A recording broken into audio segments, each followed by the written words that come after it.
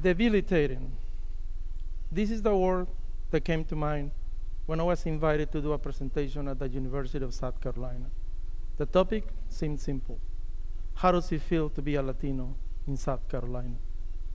I had just moved to the States from Mexico, and I was trying to find a way to express what I was feeling. This is why I decided to start this talk off stage. I want you to imagine that you wake up on a new place where everything seems a little off. You might feel a little different, just like you might be feeling right now. This is to give you a glimpse of what is stepping into the unknown. This is part of the immigrant experience.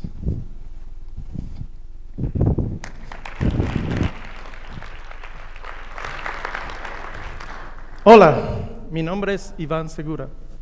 El día de hoy vamos a hablar de cómo puedes encontrar tu pasión, encontrar tu voz y abogar por los derechos de tu comunidad. I like doing that because I can see it in your faces. You're already thinking like, wait, what happened? Who changed the channel? I need a remote. I'm going to read subtitles for this guy. I'm Iván Segura. I moved to South Carolina 24 years ago. Today, I'm going to take you on a journey. We're going to explore how an introverted immigrant with a very heavy accent and an undiagnosed ADHD brain found his passion, found his voice, and became the best advocate for the Latino community in South Carolina. And before you tell me, this is not for me, I don't know anything about advocacy, let me tell you, this talk is for everybody. For those that want to change the world, to those that simply want to convince their spouse to change the color on the living room. And let's start by doing something. Let's demystify advocacy, because to advocate is simply to express publicly your support for something. That's it. To express publicly your support for something. This is something that we all can do. This is something that we all can do in different ways. I'm going to show you 3 steps to advocate. Number 1, find your passion. Number 2, find your voice. And number 3, find your tribe and advocate. Now, passion, that's not something that you one day you just wake up and say, oh, here is my passion.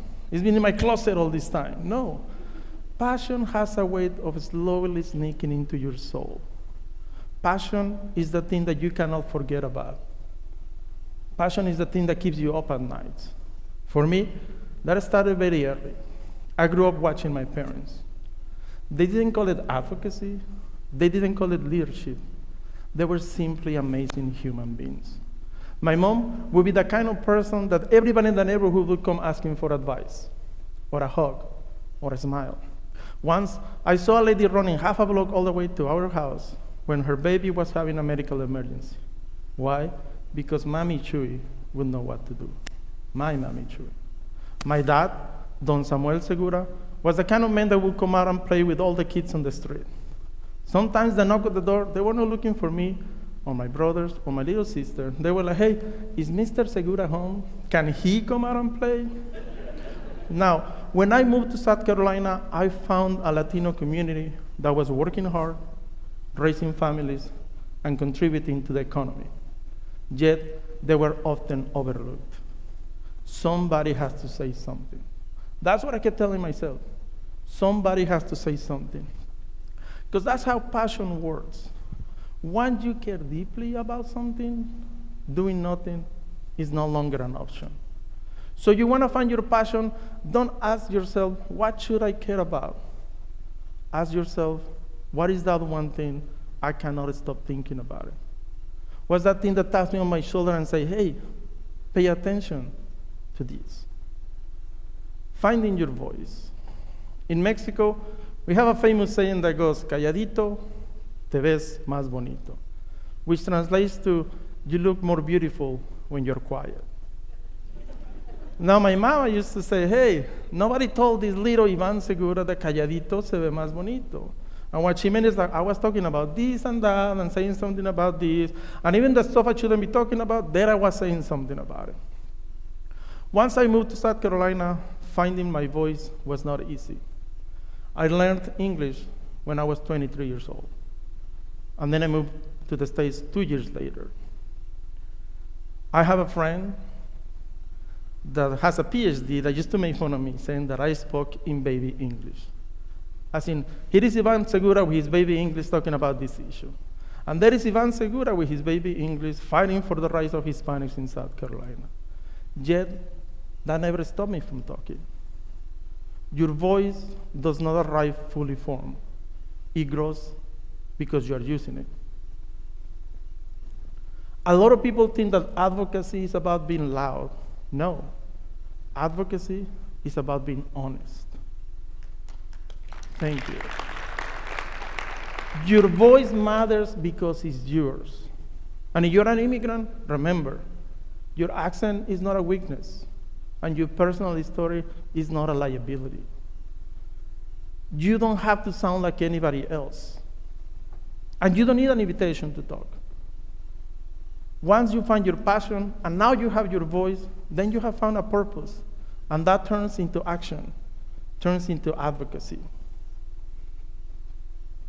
Now, finding your tribe. Somebody has to do something. That's all I had when I started. But then I started meeting other people that care about the same issues as I did. Other people that would see the same sense of urgency as I was feeling. Because passion recognizes passion, and voice calls out to other voices. That's how you find your tribe. Your tribe reminds you why the work is important. Your tribe gives you energy when you're tired. Your tribe turns individual passion into a movement, because advocacy becomes sustainable when it becomes collective. So you have found your passion and your voice, and now you have your tribe, then change becomes inevitable. And I want to share with you 3 things today, 3, that remind me why this work is important. A few weeks ago, I got home, and I asked Alexa to play something for me. And Alexa and I, we have this love-hate relationship that I don't want to get too much into that. Let's just say, like the young people say, let's say it's complicated. But I got home, and I say, Alexa, play Ray LaMontagne. And she started playing Rain on a Tent. 12 hours of Rain on a Tent.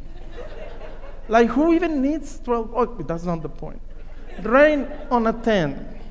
And I had to laugh, because after all these years and all these speeches and meetings and advocacy, I am still sometimes misunderstood. And that's okay, because I'm still learning. 2, in 2021, I received the Otley Award. Otley comes from the Nahuatl word that means path, as in opening the path for others. This is the highest distinction that the Mexican government gives to Mexicans living abroad that are working on behalf of their communities. Over 1,000 Otleys have been awarded in the United States. I am the sole recipient of this award in South Carolina. It is a big deal. Yes. However, something else happened 2 years ago that meant a lot more to me.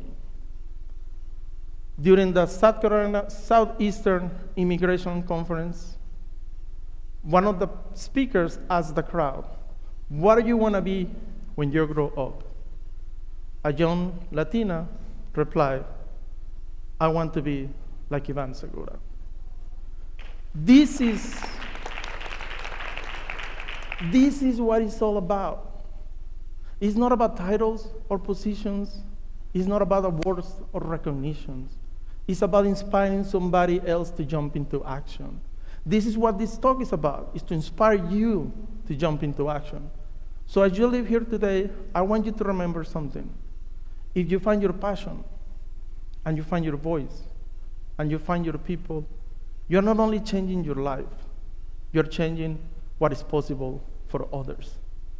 So go out there, stand up for something, advocate for something, fight for something. I promise you, there is already somebody out there waiting for you to show them that it is possible. Be the change maker that makes this world a better place for everybody. Thank you.